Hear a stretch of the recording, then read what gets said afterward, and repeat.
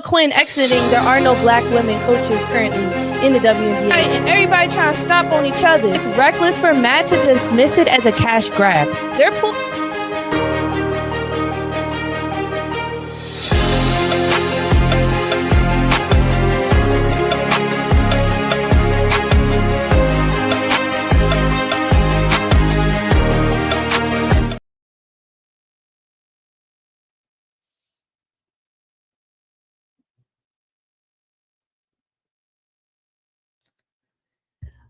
All right. Welcome to the No Bull Podcast, or welcome back to the No Bull Podcast. I am your host, Brianna Bull, and I'm bringing you everything basketball. Because if you know bull, you know ball.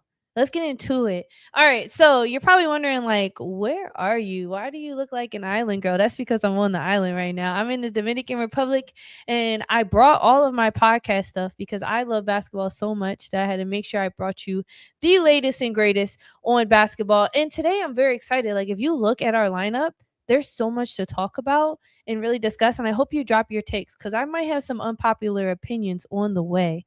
So without further ado, because I do want to get back to the beach, let's get into it. Okay, what's up, Dame? Welcome to the chat. Glad you're here. All right, first up on the docket is Wemby, Victor Wembanyama, okay? And he recently has returned back to the scene after being like 12 games absent. I think it was like 12 games. He was out for over a month with a left calf strain, and he returned for the NBA Cup semifinals and managed to beat Oklahoma City Thunder. But we're going to talk about the NBA Cup a little bit later on. I want to specifically discuss his comments about who he thinks the greatest player in the league is.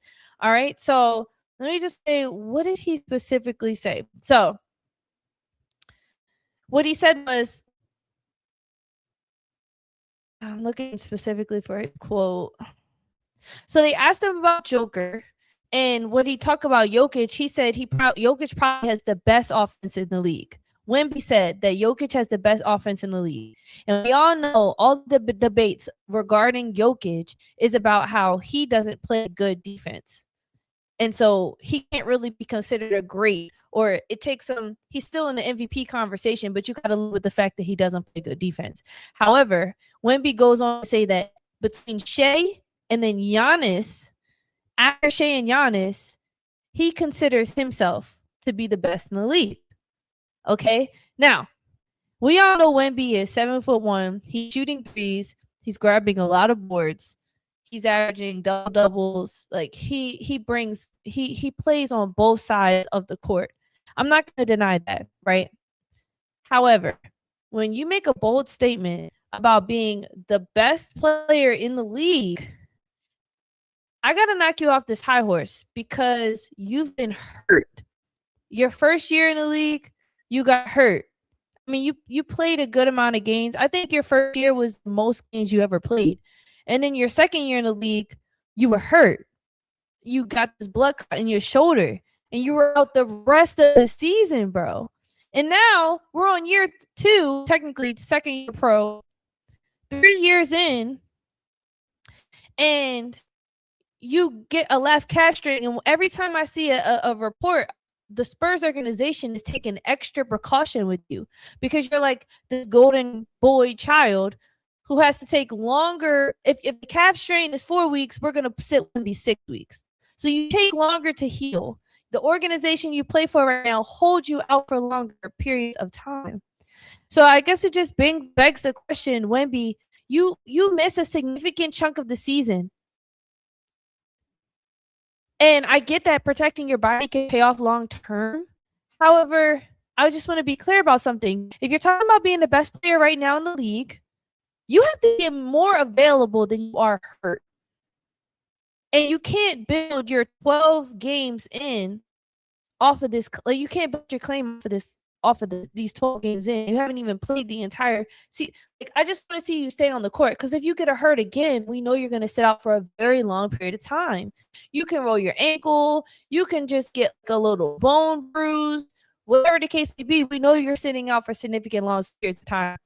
We can't say you're the best player if you're never there to play.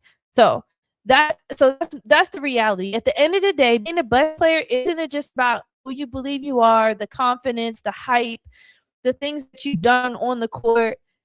If you are the face of the organization, the Spurs, and then you are making declarations about being the best player in the league, bro, you have to play, bro. I got to see you play. You can't get hurt the rest of this season. I'm just saying. Tell me when Shea was MVP, Giannis was MVP, Joker was MVP. Tell me when those guys got super hurt for long periods of time. That's the only thing. I'm not saying Wemby can't get hurt and then automatically he's not one of the best players, but you have to not be out for as long as you are. And maybe if you want to make declarations about being the best player, talk to the organization you're playing for and let them know, if I'm cleared to play, don't hold me out for extra periods of time just because like I'm just this golden child that needs to be held out for longer. Don't get me wrong, he's special. I'm not saying he's not. However, he needs to play. He can't not play and then be like, I'm the best player in the league. That's not how it works. So when we made that bold claim, I immediately thought, bro, you got to play. So could Wemby be the future MVP of the league, or will injuries be his downfall? I say yes. And I always love to hear what y'all have to say. Let's see. Dame said, yeah, I get the debate about his injuries, but he can definitely be viewed as one of the best, despite his skill offensively and defensively ball handling. It is pretty cool to see Wemby come down the court. Like, if he gets the rebound, he could just take the ball. He doesn't like have to pass it up or pass it out. He can actually dribble the ball down the court. And that is pretty cool.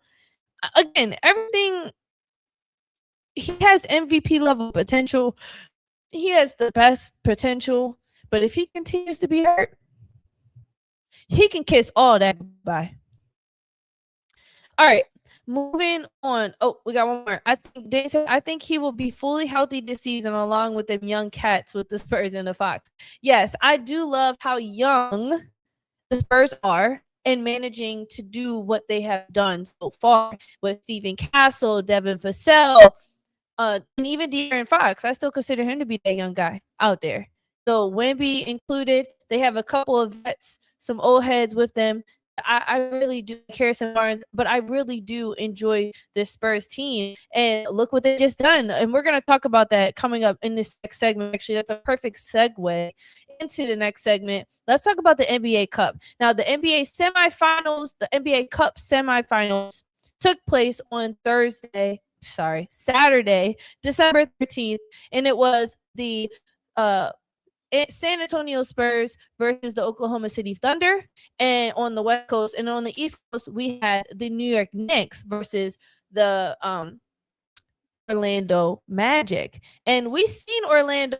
Let's start off with Orlando and the Knicks, or should we do Spurs and Thunder first? Let's do Orlando and Knicks first. So with Orlando and Knicks, we saw one of the best games Jalen Suggs has had all year. That boy was hooping. Okay, I think he had like 20 in like the set. He wanted that money. You could tell the way that boy was hooping. All right. It was the Knicks 132 to 120, and currently they outscored Orlando Magic in the second quarter 38 to 28. And then they continued to outscore them for the rest of the game. And honestly, I'm looking at these stats, and one of the big things that sticks out to me is field goal percentage. The New York Knicks shot 61% from the field goal, and Jalen Brunson himself was 16 for 27 from the field, and he had 40 points. And only 6 of those points, because he went to the free throw line, it looks like about 4 times, and he shot 6 for 9 for the free throw. We know Jalen Brunson is a free throw merchant, but he definitely didn't go to the line as much as we've seen him. And overall, the New York Knicks didn't really get to the line that much. But it was just better shooting overall. They shot 35% from the three, shooting 7 and 20, and it looks like OG Anunoby had 3 out of the 4 of those 3-point shots. But I think who stole the show for Orlando was Jalen Suggs, even though Paolo Banchero came in with a close 10 for 22 from the field, shooting 25 points. When I watched this game, though, between the Spurs and the Knicks and the Magic, I would say it was a fight of pace. because and physicality and toughness for sure. Because even though Orlando competed really hard, it was Mitchell Robinson doing the extra grit and hustle that he does down below. It was like little things, and we know how physical OG and Josh Hart can get. And I do appreciate the Orlando Magic making their runs despite not having Franz Wagner, one of their best scorers on their team, probably their number 2 option behind Paolo. I think that Orlando still continues to show us that they have a possibility of making a long-term playoff run, but for some reason injury work against them, and then just not making their shots.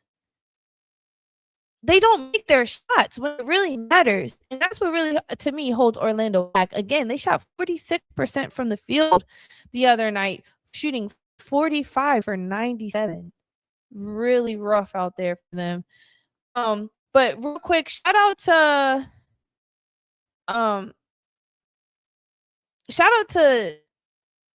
first of all the guys for playing, but shout out to the Knicks for, I think they were moving the ball around. They look comfortable in their shots, and I really enjoyed watching them play.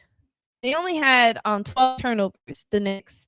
And in watching the NBA Cup Finals, semifinals, it was really fun because not all the teams, they all took care of the ball.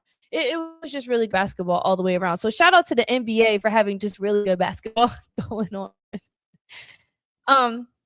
But speaking of the NBA Cup, let me see. Who will take home the NBA Cup in 2025? So on tomorrow, December 16th, we will see the Spurs versus the New York Knicks. Now let's talk about the Spurs versus Oklahoma City Thunder, because that game to me was my favorite game to watch. The Spurs ended up beating Oklahoma City Thunder by 2 points, ending their 16-game winning streak. And obviously, who led the charge on that last night? Well, it was 3 guys that ended up scoring around 20 points. It was, for one, the highest scorer of the Spurs was Devin Vassell. He had 23 points, shooting 6 for 13 from the field. And right behind him, tied all three players tied for 22 points, was De'Aaron Fox, Stephen Castle, and Victor Wembanyama. Now, again, Victor came off of a 12. He was out for over a month. So he was out over 12 games, and he only played for 21 minutes. So there was some minute restrictions for Wemby. However, he didn't miss a beat. He looked pretty smooth out there. He had 9 rebounds, 2 assists, but he did have 5 turnovers. Wemby, he was just excited. I could tell when I was watching, I was like, this guy is super excited to be back, which makes a lot of sense. When you're sitting there in game interviews talking about you're the best in the league and you're playing against the best team in the league, I would be excited too. I would probably turn the ball over a little bit, maybe. But notably, I really enjoyed watching them play. Overall, it's just a lot of turnovers with this Spurs team, with their star players, because Stephen Castle had 6 turnovers. Now, as a team, they didn't have that many, but to have 2 of your best players on the team turning the ball over as much as they are, they got to clean that up, especially come playoffs. But with the Oklahoma City Thunder, obviously, Shea had 29 points, but nobody else on their team managed to hit that 20-point mark. Whereas, though, we had other people on the San Antonio Spurs scoring at a high caliber. But we know how deep of a bench that Oklahoma City has. And this is one of the first games we've seen in a while where we had Shea Gilgeous-Alexander actually playing in the 4th quarter. So that was a lot of fun to watch. Okay, let me just chat real quick. Chicago Cheetah said, I got to go with it. San Antonio taking the NBA Cup. They took down the defending champions, OKC. Fortunately, Magic lost and friends when Paolo got back. Yeah. So with the NBA Cup in this Spurs versus the New York Knicks, I think we're going to see... I'm very curious to see what size, even though they got Wemby, I still don't think Steven and Devin and De'Aaron Fox are really that big. Whereas though the New York Knicks has really big guards and really aggressive guards. I think this game is going to come down to pace because both teams like to slow it down, but I think the Spurs will speed it up a little bit more. But overall, I'm curious to see what style of basketball we're gonna get, because with the Spurs, they look very adaptable, whereas the Knicks, they are backcourt. We're gonna play big, we're gonna do our own thing, we're gonna take our pace. So there's that. I also anticipate with this Knicks team, they had 9 steals in the last game against the Orlando Magic. And I mean, for a team, OG had 3 of those, Josh Hart had 3, and Jalen Brunson had 1. I do feel like this team, the New York Knicks, is a little bit more seasoned and a little more veteran than the San Antonio Spurs. So a part of it obviously is going to have a lot to do with coaching. I'm curious though, how y'all feel about Mike Brown and the coaching he's done with the New York Knicks?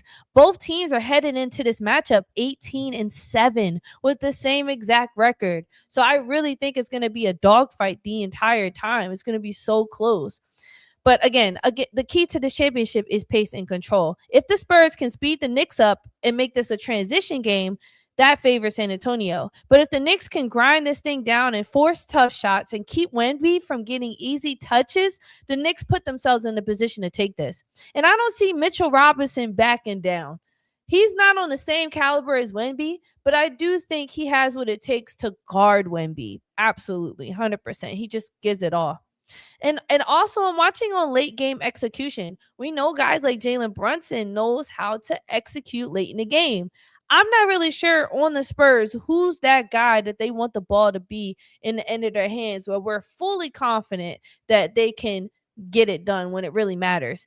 And you might think, well, why not De'Aaron Fox? Why not Wemby? I personally, with De'Aaron Fox, when he was on the Kings, he was the franchise guy. So, of course, the ball's going to be in his hands, but that doesn't mean he's the type of guy who's going to finish a tough game shot. I'm not really sure if Wemby or De'Aaron has what it takes to do that. You see what I'm saying? But a guy like Jalen Brunson, 100% has what it takes to close a close game. So I think this NBA Cup, this is exactly the game that we need to see, that we needed to watch, and I'm very excited for it. Let me just double check when that game is. Again, it's tomorrow, but I just want to know what time tomorrow. Okay, so tomorrow at 9:30 p.m. Eastern time on Prime, you will see the San Antonio Spurs versus the New York Knicks, and that's being hosted at the T-Mobile Arena in Las Vegas, Nevada. Will Wemby make his first start since his injury? Who knows? Because the Spurs like to be cautious with him. The quote-unquote best player in the league. Okay. What's up, Tulip? Tulip said Fox was a clutch player of the year a couple seasons ago. Yeah. But do you consider Fox to be the best player on the Spurs? And if not, I guess my question becomes, can he be relied on? Are they even going to put the ball in his hands? And can he be relied on to drive it home for them? Or is too much of the attention going to Wemby? And that's impacting Fox in a little bit. Okay, so we are going to wrap up this NBA Cup Finals preview. And hopefully we'll see. Like I said, I'm in Dominican Republic right now. I am on vacation, but they have a sports bar on the resort, and I will be watching the NBA Cup tomorrow. So maybe on Wednesday I will go live again, and we shall maybe have another episode. But I'm just grateful that the Wi-Fi is good enough for me to do this right now. So yeah. All right, let's keep going. We on our third topic today, and this might piss some people off, but I don't care. I don't care. We all can drop our takes and talk ball. So the Wolves recently on Friday, on December 12th, just won against the Golden State Warriors without Anthony Edwards. Are they better without him? That is a question I really want to ask everyone and what you think about that.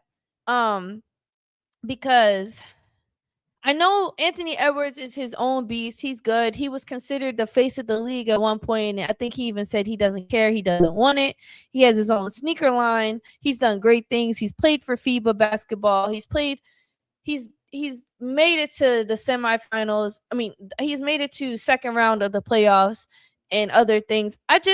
When I look at Anthony Edwards and I look at this Minnesota Wolves team, I kind of wish, no, not even I wish they did not have Anthony Edwards because I feel like they would be so much better. So when they beat the Warriors, I was very excited because I was like, okay, now I can at least have a real-time example, a current example of why I think Anthony Edwards is not as good as we like to think he is with a team, and the Wolves would be so much better without him. So this is my take. They're better without Anthony Edwards on the floor, at least in terms of how they function as a team, because Dante DiVincenzo, Rudy Gobert, and Julius Randle had a combined of 72 points versus this Golden State team. And we're not even considering Jaden McDaniels and Naz Reid. They have so many good pieces on their team, and it all gets overshadowed by Anthony Edwards and his selfish basketball play. Yes, he's selfish. He plays hero ball, and I personally don't think he needs to. He has a good functioning team. So when Anthony is out, the Wolves, to me, they don't look lost. They don't look unsure. They look organized. They play smaller. They play smarter, and they're more connected. And every possession actually has a purpose. The ball moves around. The defense is set. They have their defensive player of the year. They're not the biggest team in the world, but they're pretty sizable, and they can match up to guards because they can play like grimy and like rough. Like, I just think that without Anthony, Minnesota doesn't fall into the trap of that hero basketball. There's no waiting around for someone to kind of take control. And is this guy going to pass us the ball when he has no other option left? Because that's what it looks like when Anthony Edwards is out there. It really blows my mind. If y'all are actually watching the Wolves, and even though Naz Reid came off the bench, he still played 30 minutes. For whatever reason, the Wolves wanted to start Bones Highland. And don't get me wrong, Bones is a solid guard, but Naz Reid to me is a way better player than Bones Highland because he has this amazing ability to play make. And you might be like, Naz Reid, no, watch Naz Reid play. I'm telling you, but you don't get to see him that much because of Anthony Edwards and all the BS that he does. He's so ball dominant that we don't get to see other guys thrive. But when they do have the ball and Anthony Edwards isn't on the court, I was so excited to see them. Naz Reid had 18 points in 30 minutes of play. He was 7 for 14 from the field and 3 for 7 from the three. And he had 7 assists. He led his team in assists. I continue to emphasize again, this man is a playmaker. Y'all really got to watch Naz Reid play. I'm not kidding. And when Anthony Edwards is in, I think that the Wolves play really fast, and it's not super necessary for them to do that. Also, there's a lot of isolation basketball. And although the shot making, and there's a lot of possessions of everybody else just watching Anthony Edwards. Why is it even if you're the best player on the team, we see how other players who are the best players on the team, they're still involving other guys. That's why Anthony Edwards can play as great as he can, but he will never, in my mind, be considered a great because he doesn't know how to make the other guys around him better. And it really frustrates me to watch him out there with these Minnesota Wolves. Except for on Friday, I loved watching them play. And they defended without fouling. They rebounded with intention. Sure, it was a close game, but they still executed late. There was a number of threes put up by Dante DiVincenzo, and he was 4 for 10 from the three. He had 6 rebounds, 4 assists. Rudy Gobert had a double-double. Like, come on, y'all. Wake up. I'm not saying that Anthony Edwards doesn't have a place on the team, but I really hope while he's watching this game and he's watching other games that he doesn't play in, that he realizes he doesn't have to do everything that he has to do in order. Like, you're not going to be considered a great just because, especially without a ring. You don't even have a ring. You haven't even come close. So I think it's time for you to change up the formula and stop blaming your teammates because look what they did without you. That's all I'm saying. I think without Anthony Edwards, Minnesota is going to continue to look more complete. And when he comes back, it's just going to prove my point. But let's see how far Minnesota actually goes this year and this season. Real quick, let's talk about the standings and see where everybody is sitting. Minnesota Wolves are sitting number 6. They're 17-9. And they are on a 2-game winning streak, which is pretty high up. Number 7 are the Suns, which is kind of surprising to me. But with Dylan Brooks' recent ejection, I don't know if he's going to have any game suspensions after. I haven't checked any news surrounding that. I don't like the Suns, but I do like how they've been playing lately. And you got number 8, the Warriors, 9, Grizzlies, and 10, Mavericks.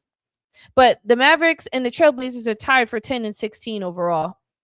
But with the Minnesota Wolves, with winning 17-9, that's pretty good. I'm curious to see what happens when they get to playoffs again. I do think they're going to make it at least into the play-in. But will they make any big-time trades? Do they have a deep enough bench? I don't know, because Rob Dillingham, I haven't seen too much development of him. But they got Terrence Shannon Jr., they have Jalen Clark, and Joe Ingles, Leonard Miller, and Johnny Juzang. Now, Johnny Juzang, I do know I think he came from the Jazz, and they gave him some bump, but so far he hasn't played that much with this Minnesota team. But Rob Dillingham, he had 17 minutes and 6 points. He's just too small, y'all. He's really small. I don't know. How do we feel? Let me check chat. Let me check real quick. See what y'all got to say. Tulip says T-Wolves are better with Ant-Man. Tulip says 90% of pass-first players who can shoot it regret not shooting more and passing less when they retire. Steve Nash, Stockton, Jake Ed. So I think with Anthony Edwards, it's not that he needs to pass more. I just think he needs to shoot less. Does that make sense? Like, I think every time he gets the ball, like, oh, I'm going to go and do a shot. But it's like, eventually people are going to start to read on to what you do. And also, please get to the free throw line. That's going to make you 10 times better. And also, he just doesn't, to me, he just gets, like, we just know he's going to score it. He just doesn't make his teammates better. And sometimes passing the ball doesn't make them better. Sometimes not getting that pass makes you better. They kind of just stand on the side and just wait for him to do something. And then, obviously, that's been their formula. Have they made it far? No. They got to switch it up. They got to do something. The Wolves have to do something if they want to make it far in playoffs. And it isn't relying on Anthony Edwards to do everything for them. Okay. Let's move on to our next topic, which is fantasy basketball.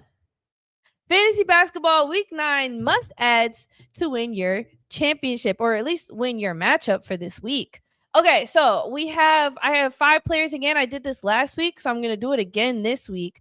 There's 5 players that I wrote that I think that you should add if they're on your waiver wire, and that could possibly help you win your matchup this week against your fantasy team. Currently, just to let you know where I'm at with the 2 fantasy teams that I'm on, I am currently 8-0 in one league, leading all charges, leading everyone. I'm the only team undefeated. And then in my other league, I'm sitting at 5-2, but I'm still number 2 overall in the league. So in my division and overall. So what I always encourage you to do is ask me questions. Bree, what do you think about this? How can I improve my team? And I'll be so happy to help you get that championship. So again, fantasy basketball week 9 must adds to win your championship this week. Starting at number 1, I have Patrick Williams. Now, number 5, not number 1. He's number 5, but it doesn't matter. It's not like the order between best to worst, but I just put him at number 5. Now, although Kevin Huerter just came back and the Bulls are looking a little more healthy, I think you should go ahead and pick up Patrick Williams because he's been sneaky consistent these past few weeks, and I don't see it teetering off anytime soon. With them needing to retain their size, the Bulls can be sneaky good, but it's all about size for them. And I think Patrick Williams is the perfect power forward for them. As you can see, he's averaging 8.8 points, 1.2 steals, 4.6 rebounds in 22 minutes play, but he's shooting 55% from the three. And we love to see a veteran take that outside perimeter shot. And that is just in the last 5 games. Again, he's not doing amazing things. He's not going to get you a ton of fantasy points, but he's going to be consistent. So if one of your guys get hurt, or maybe you have a couple guys currently sitting there and they haven't done so well in a while, go ahead and pick up Patrick Williams, because whether it's a categories league or a points league, I truly believe that Patrick Williams is going to give you a lot of consistency, and you can expect at least 30 points. And if you like are maybe down by 50 fantasy points or 100 and you have a big night, go ahead and add him. He's only going to boost your points. You're not going to regret it. Okay, so again, this is Fantasy Basketball Week 9 must adds to win your weekly matchup. Let's go for number 4. Go ahead and add Bub Carrington if you haven't already. Right alongside Keyshawn George, the Wizards they suck. So this is the prime time for them to continue to switch up their rotation. Bub Carrington did not have a strong start to the season, but we're starting to see his confidence boost and his aggression rise. And with Cam Whitmore not really contributing as much as the Wizards anticipated, he's a perfect add for you if you have him sitting on the waivers right now. He's averaging 12.6 points per game, 5.4 assists, 3.2 rebounds, and he plays 30.5 minutes per game. He's playing a lot. So go ahead and add Bub Carrington if you have not already. I will say, when I seen the Sixers play Wizards in person, Bub Carrington will guard one of the best players on the court each time. So he's very valuable, and although they use him mostly defensively, you do see some explosions on offense. And we saw it last year. He continued in the same place. It really just depends on how much the Wizards are going to play him. And as of lately, they've been playing him a ton more. So go ahead, like I said, and add Bub Carrington. All right, next on the list, I believe that you should add is now, I was kind of hesitant to do Terrence Mann. I'm not going to lie. But he might be on your waiver wires because people, like, why would you draft Terrence Mann? You would never draft Terrence Mann. But on this Brooklyn Nets team, I'm starting to see their chemistry is exploding. And they're not the worst team in the league like I predicted they would be. And with Terrence Mann, you're going to get a little bit of everything. And that's why I'm thinking, yeah, go ahead and add him for this week. It couldn't hurt you. You feel what I'm saying? All right, so Fantasy Basketball Week 9 must adds to win your matchup this week. Let's go ahead and go with Bogdanović. I'm just saying, he was hurt recently, so there was probably some people who dropped him. He's already kind of questionable. He came from Atlanta Hawks, and he had a great season, in my opinion. He did a lot for them, especially when Trae Young was down. He was just one of their go-to scorers. And now that he's on the Clippers team, I think it's really crucial now that he's back healthy that you should really consider picking him up, especially since they just sent Chris Paul home. And one of their reasons was they wanted to reevaluate their current guards. And Bogdan is one of those guards. And I think that with this reevaluation, you're going to see Bogdan get a lot more minutes. Even though he was coming off the bench when he did return, I can anticipate Bogdan getting a start because despite him changing teams and not really having a formidable role, he did have a strong start to the season, and it was really injury that's held him back despite him coming off the bench with this Clippers team. And as they continue on, I do anticipate them mixing their lineup up and Bogdan maybe making it to that starting lineup. So again, go ahead and pick up Bogdanović. He's averaging 9.5 points, 2 assists, 3 rebounds, and 23.6 minutes of play in the last 2 games. And the reason I did the last 2 is because, again, he's been hurt. But I will anticipate his minutes improving, and he will be getting up a lot more threes. And if you're in a points league, that's good news for you. Right? Yeah. Okay. Now, for my number 1 Fantasy Basketball Week 9 must-adds to win your matchup, we see our beloved Orlando Magic just lost Franz Wagner to a high ankle sprain. So what does that mean? Well, Wendell Carter Jr. he will definitely be supplementing for all of those Franz Wagner missed time and minutes, because honestly, it's him and Jonathan Isaac. So these are like low-key pickup grads, because what Wendell's going to do, he might possibly get you a double-double, which he had not in the game that just happened, but the game before. This man had a double-double. He's averaging 10.2 points, 2 assists, 7.8 rebounds in 30 minutes in the last 5 games. And that includes Franz Wagner still there before he got hurt. So again, I encourage you to pick up Wendell Carter Jr. because there's a high chance that that man could get you a double-double. And we know, I don't know how your league is set up and your commissioner, but for my league, if any player gets double-double, that's like 10 extra points added on to their score. So that is my top 5 fantasy. Again, Patrick Williams, Bub Carrington, Terrence Mann, Bogdan Bogdanovic, and Wendell Carter Jr. And there's other guys too, but I just wanted to kind of throw some sleepers out there, some ones that people might not be paying attention to if they're not watching. All right, so last but not least, and that wraps up for fantasy basketball. Again, don't be afraid to reach out and ask me how you could possibly win your fantasy basketball team. If you've never won before and you're struggling, reach out to me. Let me know what you need. I'm a 2-time fantasy basketball champion, and I will help you win your fantasy league. Okay, moving on to my final, last but absolutely not least segment of today's episode, and that is the WNBA CBA negotiations as they continue on. We are on the second extension all the way till January 9th. So they have until January 9th to reach hopefully a decision, and this is the second extension because originally they had the October 31st deadline. Then they extended it a whole month to November 30th because November only had 30 days. And now from November 30th, they still have not reached a negotiation. However, the WNBA's USA basketball team has just kicked off, and we've seen all of our favorite stars from Caitlin Clark, De'Erica Amby, Paige Beckers. I'm just kind of throwing off Aaliyah Boston. I'm just saying random name. Kelsey Plum, Angel Reese. We're seeing all the young stars coming together to play for USA basketball. And honestly, I really would hope that this USA basketball gives us hope, right? It keeps us centered, like, okay, we still get to see our girls play some basketball, you know. However, the media still managed to ask about the CBA negotiations, which makes a lot of sense. They want to hear from the players themselves, especially the ones who've been major advocates and talking pieces for the players as these negotiations have continued. Caitlin Clark recently called the negotiations the biggest moment in the history of the WNBA.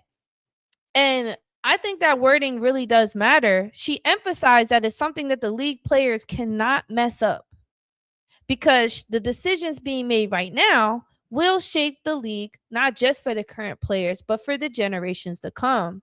Caitlin also acknowledged the delicate balance between the players are trying to strike, which is fighting for what they deserve and still understanding the compromise has to exist on both sides. So when I heard Caitlin speak, just based on Caitlin in the past, she's always been very politically correct. She always has this like balanced voice and opinion that isn't too extreme, but she still stands for something, which is pretty cool. The only thing I've ever seen her be super extreme about is the refereeing, which a lot of women took to be extreme about how poor the officiating is. However, you know, the WNBA has since spoken to that. And even Kathy Engelbert herself has specifically spoken to Caitlin Clark in regards to that situation. Angel Reese echoed a similar urgency, but she had a more collective input to add to the conversation. She's been vocal about how players are standing together, crediting veteran leadership and emphasizing that the negotiations are very much a back and forth. Angel made it clear that it's not just about the current moment, it's about ensuring the next wave of players don't inherit the same inequities the league has carried for years. So right now, like I said, if you don't know already, the WNBA and the Players Association, which is the WNBPA, the Women's National Basketball Players Association, which is the first union in women's sports history, ever. It's a huge deal right now. It is. Are operating under a second extension of the current CBA, which is the collective bargaining agreement. That means players are still under their own old terms while negotiations continue. But we know that these extensions aren't agreements, and their season kicks off in April. And then by January, they still haven't reached a conclusion. What does that mean for the players? It means a lockout, because players can be signing contracts that don't exist. And even if they continue to extend, that still raises concerns for this WNBA season, because that means they have less time to prepare, less time to kind of get their minds wrapped around what this next season could look like. And also, what does that look like for the two teams that just got added on, the Toronto Tinto and the Portland Fire? What does that mean for them? So there's a lot of stop gaps. And the fact that we're already into a second extension signals the two sides are not even close to getting these key issues going on. Because despite the WNBA offering a higher salary base, the women are still adamant about maintaining a high percentage of revenue share. Because if they agree to anything lower than what they're asking for, it could potentially leave future generations at risk for being undercompensated for their value and level of play. Despite the WNBA's media value, overall value expanding, and the net worth raising, the women's revenue share still remains at 10%. And that's nowhere near their brother league, the NBA, where those players are sitting at like 49 to 50% revenue share. So as Team USA prepares for their international competitions, these questions still have not gone away. And so we're just wondering, like, where do y'all see this? Where it's happening? And just based on the women's responses, to me, I don't think they're anywhere near they're nowhere near a resolution. Just like when the women, it's not like they had any hopeful tone about them. It just seemed like the women were like, this is a big deal. If it doesn't get figured out, the league is going to suffer.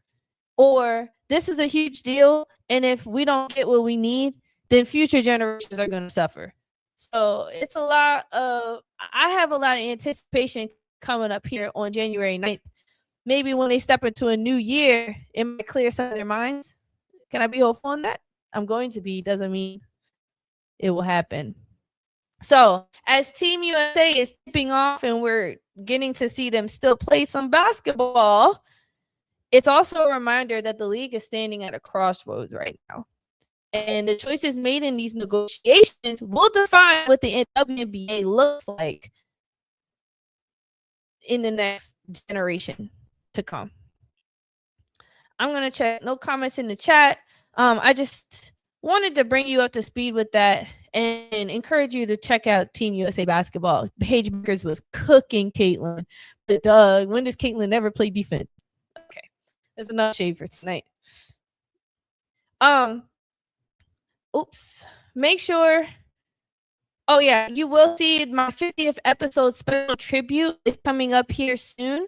So be sure to tune in, where I will be talking specifically about Maya Moore and her legacy, not just during basketball, but what she's managed to do after walking away from her career at the peak of her season, or walking away from basketball at the peak of her career.